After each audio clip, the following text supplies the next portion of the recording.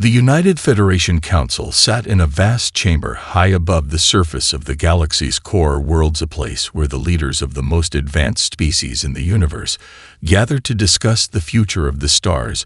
The room hummed with quiet energy as representatives from hundreds of worlds convened for what was expected to be a routine meeting. But when the matter of Earth was brought to the table, everything changed, for Earth had only recently made contact with the Council through a breakthrough in faster-than-light travel.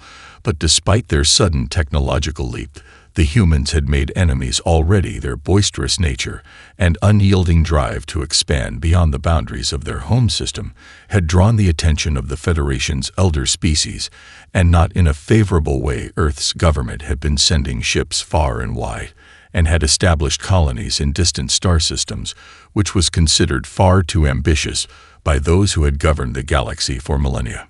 The council members listened in muted silence as the representative from the ancient Gyrox spoke of the danger that humanity posed. Their insatiable curiosity and constant desire to push forward without caution was a threat to the delicate balance of galactic politics.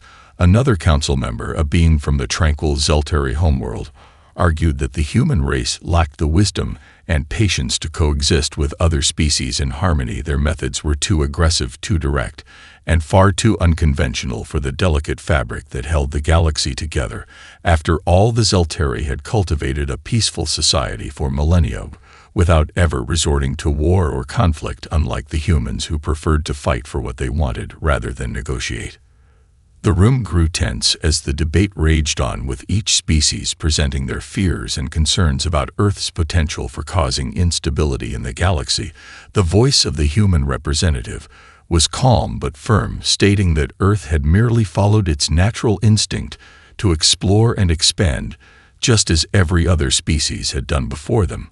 But this argument fell on deaf ears. The human race was far too young in the eyes of the Council, too unpredictable, too wild to be trusted with a place among the stars. Finally, after hours of discussion, the vote was cast. The council members were united in their decision. Earth would not be granted full membership into the Federation. The human race was banned from joining the ranks of the galaxy's most powerful civilizations. The decision was final and without appeal. Earth was too dangerous to be allowed to participate in the greater galactic community. The representatives from Earth sat in stunned silence as the weight of the decision sank in. But Earth's response was not one of fear or surrender. Instead, the leaders of the human race gathered and made a bold declaration. They would not bow to the will of the Federation. They would not be silenced or held back. They would build their own future, one independent of the Galactic Council. They would take the stars for themselves and create an empire built on their own terms. A new era was about to begin, one that would be shaped by human ambition and defiance. They would not be banned from the galaxy, they would dominate it. The Council's decision to reject Earth sent ripples throughout human society. But rather than being crushed under the weight of rejection, the people of Earth felt an overwhelming surge of unity and purpose across the planet. The news was everywhere, broadcasted on every channel, across every city, on every continent. And at first it seemed like a blow to the dreams of a peaceful future among the stars. But then something remarkable happened. People did not despair. They rallied. The human spirit never thrived more than in the face of adversity. And in that moment, humanity realized it had been handed an opportunity to forge a new path, one that didn't require the approval of anyone else. Humanity's leaders were quick to respond, and in a series of high-level meetings across the globe, scientists, engineers, military strategists, and visionaries came together with a singular mission to build a future that no galactic authority could control or stop. For centuries, Earth had been divided in many ways, politically, socially, and economically, but this challenge unified them all in a way no war or crisis ever had before. It was clear that the time had come to push their species into a new age. Humanity would become a force in the galaxy on their own terms. The world's most brilliant minds turned to their technologies and tools. Humanity's engineering feats in space travel were already well ahead of what the Council had anticipated. But the truth was that Earth scientists had always believed that they could push the boundaries of science much further. They had just lacked the full support of a galaxy-wide government to realize those dreams. Now there were no restrictions, no regulations, and no one to stop them. Within weeks after the Council's rejection, Earth began the construction of its first interstellar fleet, a fleet that would not just explore, but conquer the stars, a fleet that would carry humanity's hopes and ambitions beyond their solar system. Earth's best shipbuilders, engineers, and military tacticians were thrown together in an unprecedented collaboration, the likes of which the galaxy had never seen. Hundreds of massive warships were designed from the ground up using cutting-edge materials and innovative propulsion systems that were more advanced than anything the Federation had developed. But Earth's plan was not solely focused on military strength. Rather, it was a multifaceted approach that included long-term colonization efforts, the creation of self-sustaining colonies across the stars powered by the unlimited energy sources humanity had already begun to harness. They designed entire ecosystems capable of thriving on distant planets. Terraforming tools were created that could reshape barren worlds into habitable havens for human settlers.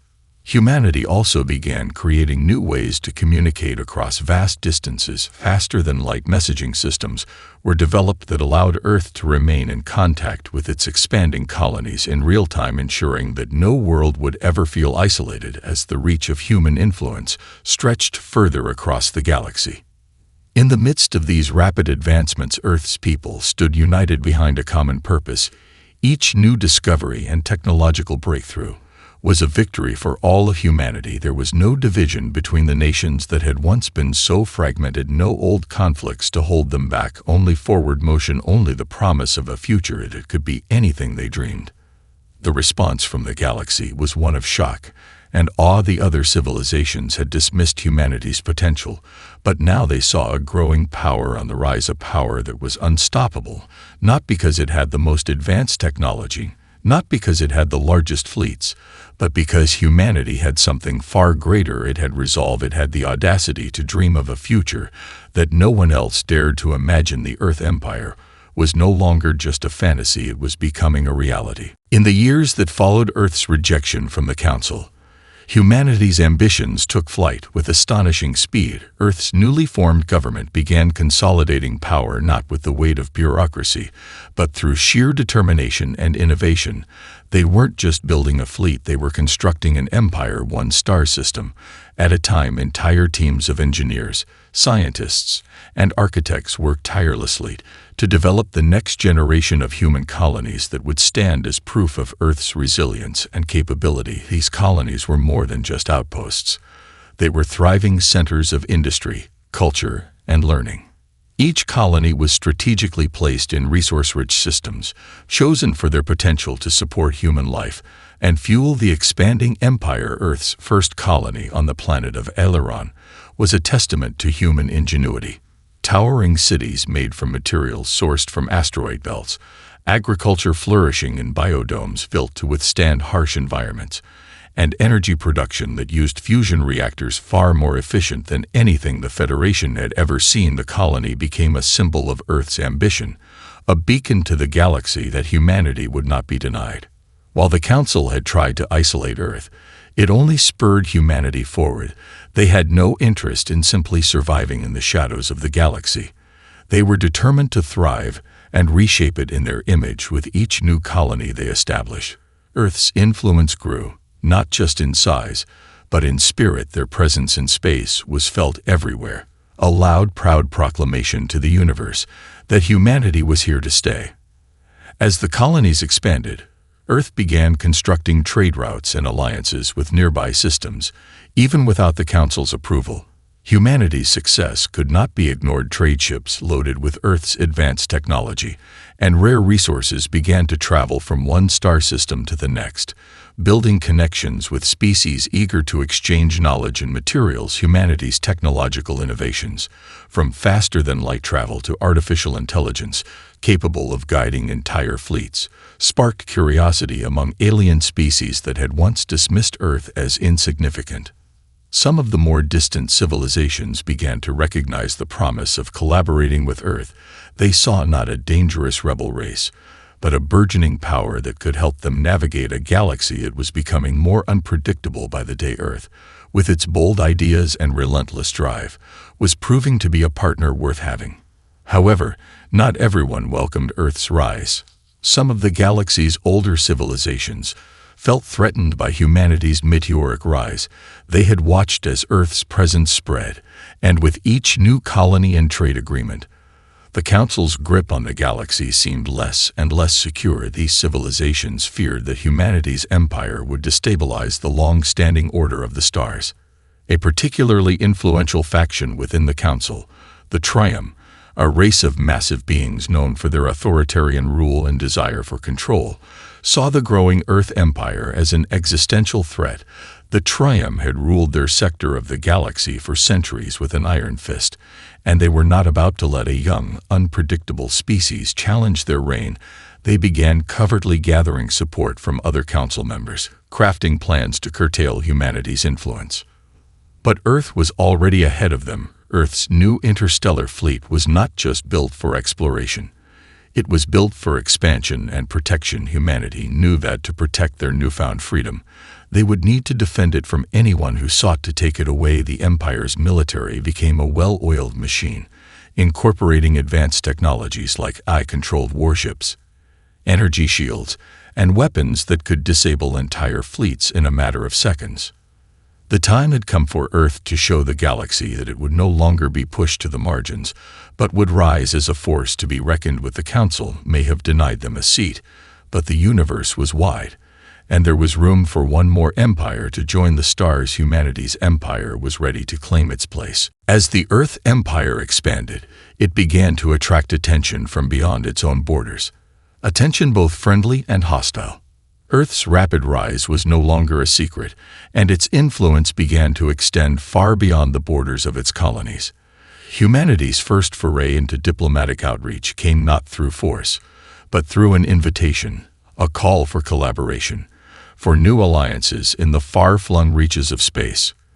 The Empire's leaders had learned from their own experience. Diplomacy, when done right, could be more powerful than any weapon. They knew the galaxy was filled with species who had long been wary of the Council's dominance and could see in Earth's rise a new kind of freedom, one that didn't demand submission but offered partnership. The first unexpected ally came from the Felurians, a race of silicon-based life forms who had lived in isolation for centuries in the Outer Rim. The Felurians had developed advanced mining and terraforming technologies, but had always kept to themselves, wary of interference from other species. But when Earth's fleet arrived in their sector, seeking mutual cooperation for the development of new energy sources, the Felurians found an offer too appealing to ignore. They saw the humans not as conquerors, but as equals with shared interests. A pact was formed. Earth would help the Felurians expand their energy grids, and in return, the Felurians would assist in the development of Earth's deep space exploration programs, providing technology to make colonization easier and faster. Another unexpected ally came in the form of the Zephyrians, a highly intelligent species known for their psionic abilities and cultural emphasis on peace. For centuries, the Zephyrians had been neutral, avoiding any political entanglements. Their telepathic networks allowed them to communicate instantly across vast distances, but they had remained out of the power struggles of the galaxy. Yet Earth's rise was impossible to ignore. The Zephyrians, cautious as they were, saw something in the humans that resonated with them, ambition tempered with a thirst for knowledge. They saw Earth as an opportunity to expand their reach and help guide the galaxy toward a new era of cooperation.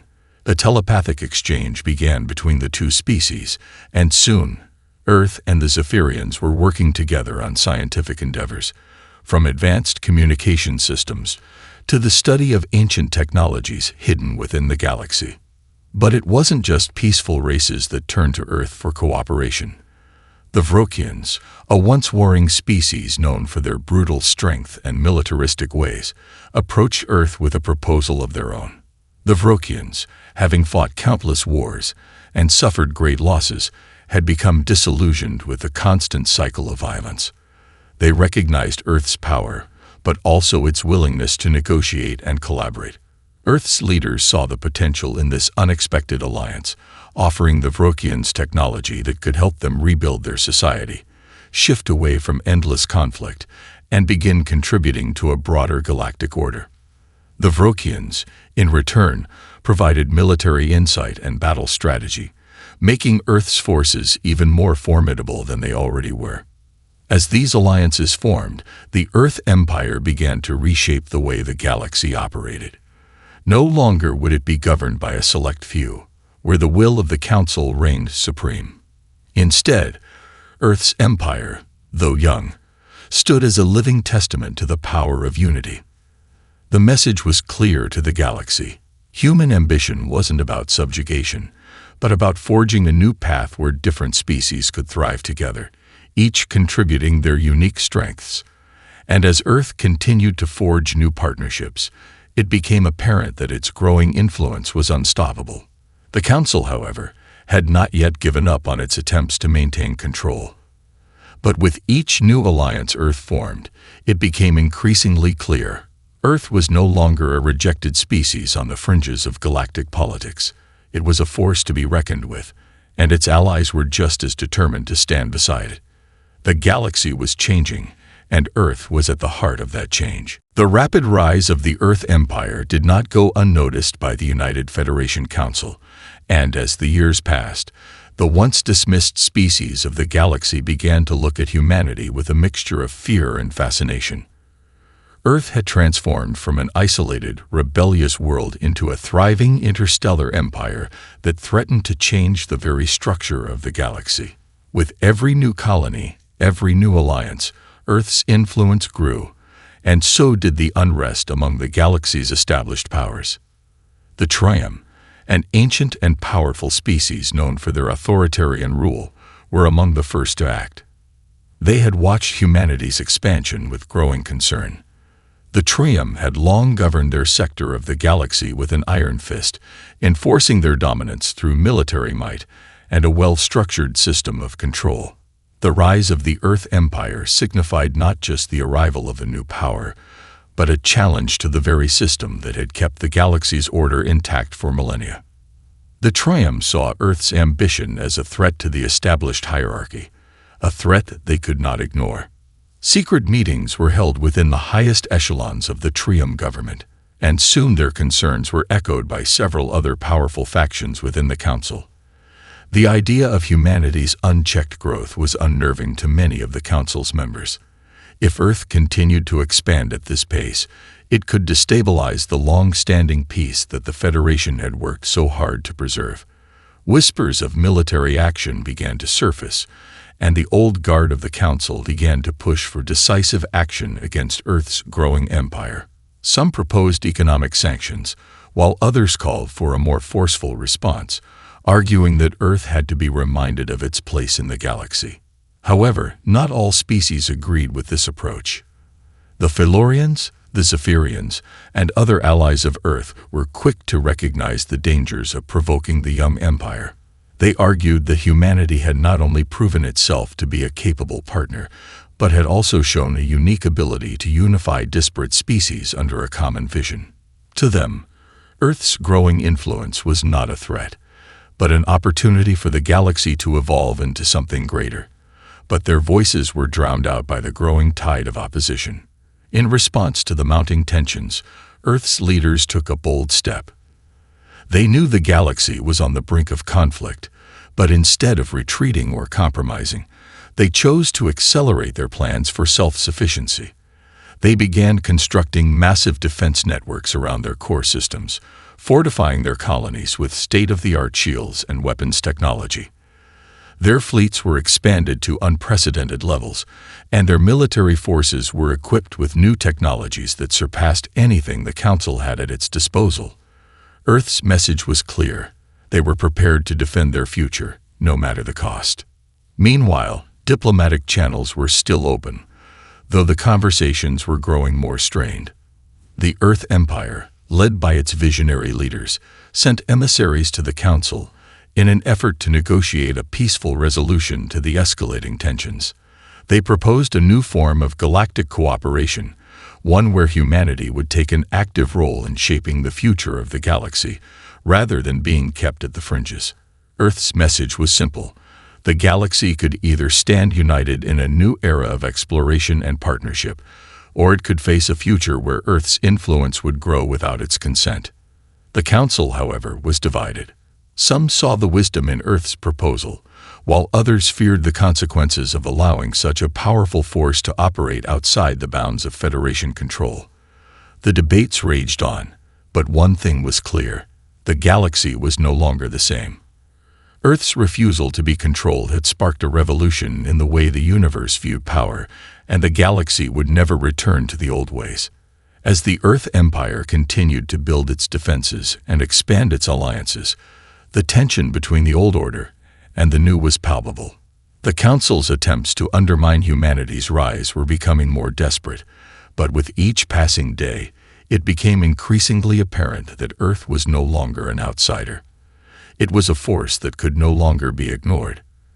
And soon, the galaxy would have to decide: would it adapt to this new power, or face the consequences of trying to suppress it? The growing rift between the Earth Empire and the United Federation Council reached a boiling point.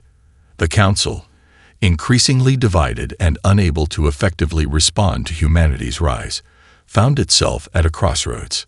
The Trium, Zeltari, and their allies pushed for more aggressive actions to curb Earth's expansion, while the Phalorians, Zephyrians, and other Earth allies advocated for dialogue and cooperation.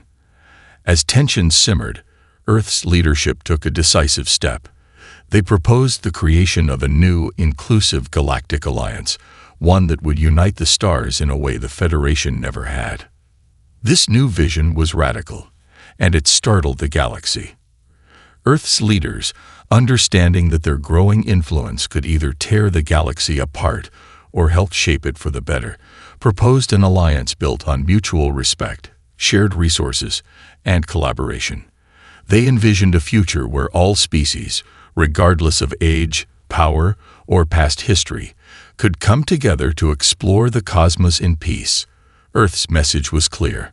No longer would the galaxy be divided into isolated factions, each guarding their own interests.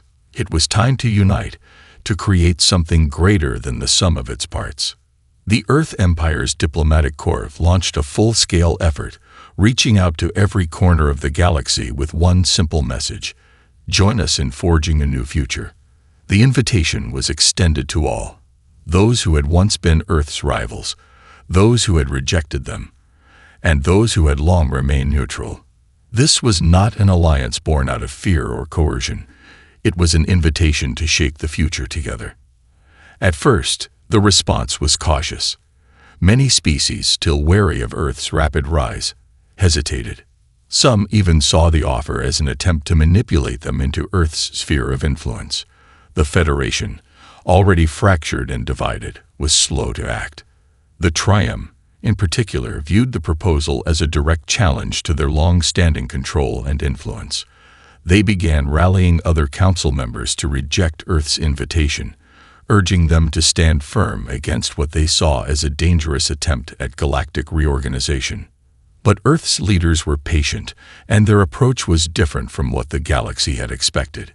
Instead of threatening or intimidating their potential allies, they shared their vision, one where the galaxy's resources, knowledge, and technology could be pooled together to advance the greater good of all species. They pointed to the immense potential that lay in the unexplored reaches of space, and how working together could unlock a future full of possibilities. The Earth Empire had no desire for conquest. They sought a future where every civilization could contribute, prosper, and explore without the threat of war or domination. Slowly, species began to respond.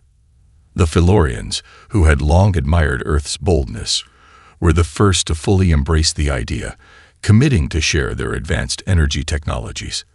The Zephyrians, too, saw the benefits of joining forces with humanity, knowing that their own knowledge of psionics and telepathic communication could be key to uniting the stars in a deeper, more meaningful way. Even the Vrotians, once enemies of humanity, began to see the wisdom in joining the proposed alliance, understanding that cooperation with Earth could help them rebuild their shattered society. Other species, skeptical at first, began to take notice as well. The Urath, a fierce and proud species known for their warrior culture, sent representatives to Earth, seeking talks about trade and security. The Quantheri, a mysterious race that had long avoided the politics of the galaxy, signaled their interest in participating, intrigued by Earth's growing network of alliances. As these alliances began to form, Earth's vision of a united galaxy began to take shape. The Earth Empire was no longer a lone power. It was at the center of a network of worlds that spanned the stars, each world bringing its unique strengths to the table. The Earth Empire's influence was undeniable, but it was no longer about domination. It was about collaboration, about creating a new galaxy where all species could thrive together. The Council, now realizing the weight of Earth's vision and the growing number of species supporting it, began to feel the pressure. The galaxy was changing, and those who resisted the change found themselves increasingly isolated. The old guard of the Federation could no longer hold the line. A new era was dawning, and Earth was at the helm of this revolution. With every new ally, with every new alliance forged, Earth's message resonated louder and louder. The stars were not meant to be divided. The galaxy could either adapt to this new vision or watch as the old ways were swept aside. Earth's empire was rising, and the unity it sought was within reach. As Earth's vision for a united galaxy grew ever closer to becoming a reality, the United Federation Council found itself in a precarious position. The resistance to Earth's growing influence had begun to fracture within the Council itself.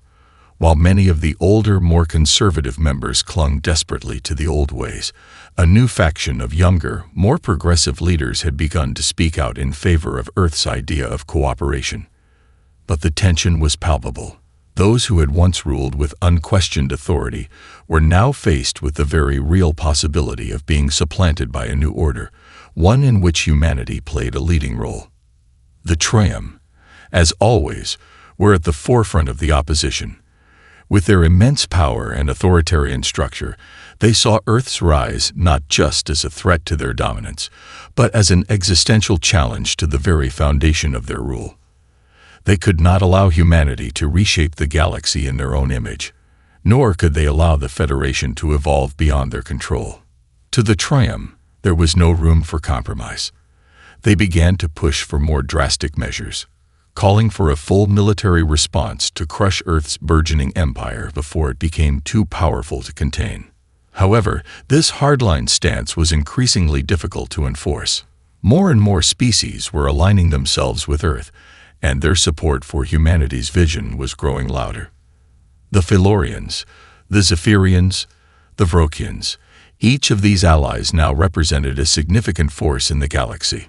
The Earth Empire's fleet, now more powerful than ever, was backed by a coalition of worlds that stood ready to defend the vision of a united galaxy. Diplomacy was still the first course of action, but there was no doubt in anyone's mind that Earth's ability to defend itself was unparalleled. Despite this, the Council's conservative factions refused to bend. The Trium and their allies began to lobby for an all-out war against Earth. They argued that if they did not act decisively, the Federation would lose its authority forever. They portrayed Earth as an upstart species that threatened the stability of the galaxy, an uncontrollable force that needed to be put down before it could spread any further. The Trium even began gathering their own forces, preparing for a campaign that would, in their view, restore order and suppress the growing influence of Earth. It was a fateful moment in the galaxy's history, a moment that could either preserve the old order or see it replaced with something new, something unpredictable. The stage was set for a confrontation that would determine the future of the galaxy itself. As the conflict loomed closer, Earth's leadership once again took a bold step. Rather than waiting for the Federation's military forces to descend upon them, Earth's empire initiated a series of peace talks, offering one final chance for negotiation. The offer was clear: join Earth's vision for a unified galaxy, or face the consequences of continued division. The leaders of Earth had come to understand that the old ways could not continue, but they also knew that the galaxy's future would only be shaped through unity, not through war. They reached out to every species they had allied with, urging them to join the talks. to bring all their voices to the table. The Council, however, saw this offer as a desperate maneuver. The Trium in particular was adamant that Earth was simply trying to buy time while it continued to build its power. Yet, as the meeting convened, it became clear that the voices of the galaxy were beginning to shift. Many of the neutral species, once hesitant to take sides, were now finding themselves aligning with Earth's cause. The message was becoming clearer. The galaxy was tired of the old ways. It was tired of being ruled by a few, tired of being divided by factionalism and endless power struggles. For the first time, the galaxy was on the verge of something greater. Earth's leadership had brought the issue to the forefront, not with weapons, but with the power of unity and the strength of their vision. Now, the question was whether the Council would adapt or resist. If they chose war, it would be a war unlike any the galaxy had ever seen. If they chose unity, the future of the galaxy would be transformed forever. The stage was set for a final, decisive moment. Would the Federation bend to Earth's vision of a united galaxy, or would they continue to fight to maintain their grip on power? The answer to that question would shape the stars for generations to come. The tension between Earth and the United Federation Council reached its peak in the final moments before the galaxy's future was decided. On the day of the peace talks, representatives from Earth, its allies, and the Council gathered in the neutral heart of the galaxy, an ancient station orbiting a dead star. The atmosphere was thick with uncertainty. The galaxy's fate would be determined in these chambers, and the stakes could not have been higher.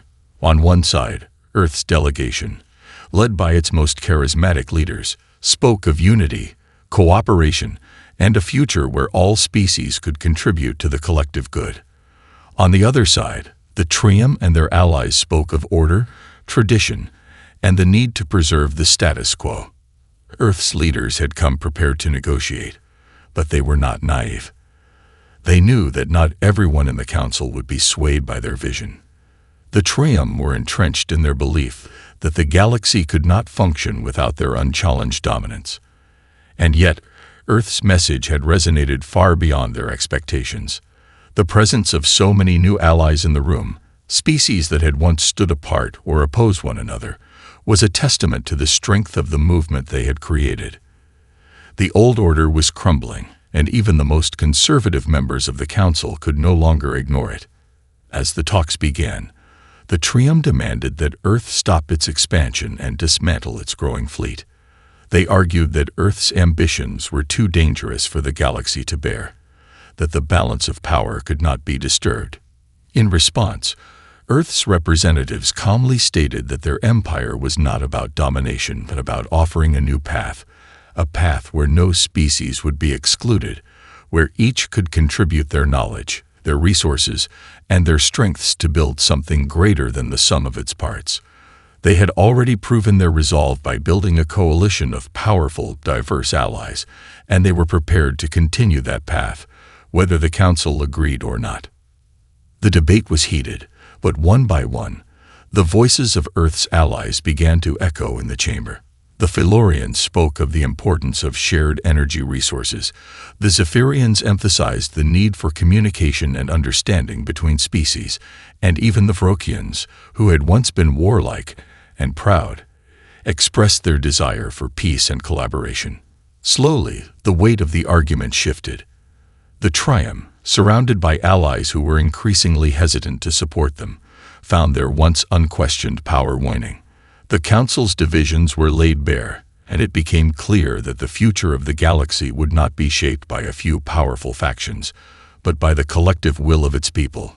In a final dramatic moment, the leader of the Trium stood and made one last attempt to rally the Council's remaining loyalists. They argued that a galaxy without order would descend into chaos, that humanity's rise was too reckless to allow. But in the silence that followed, a new voice, rose from the back of the chamber.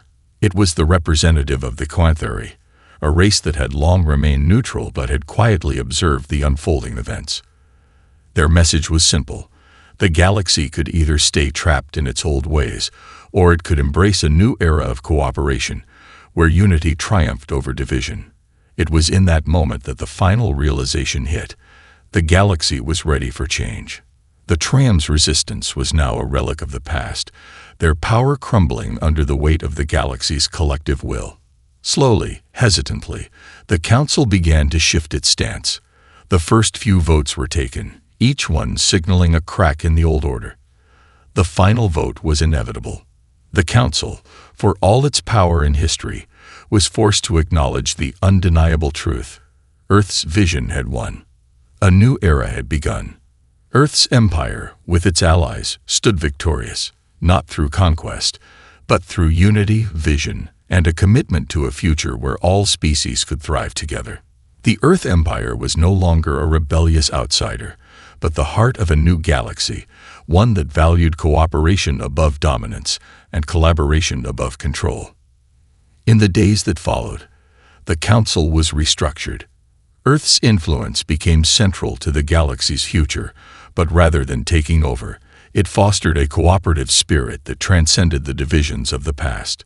New institutions were formed, with representation from every species, and the era of isolationism, division, and endless conflict was over. The stars, once a fragmented and chaotic expanse, were now united under the banner of a new and flourishing galactic federation, one that would stand for millennia to come, as a beacon of hope, progress, and shared purpose. The Earth Empire had not just won the battle for survival, it had won the galaxy for all, and in doing so, it had proven that the future belongs to those who dare to dream, to those who refuse to be held back, and to those who believe that together, anything is possible.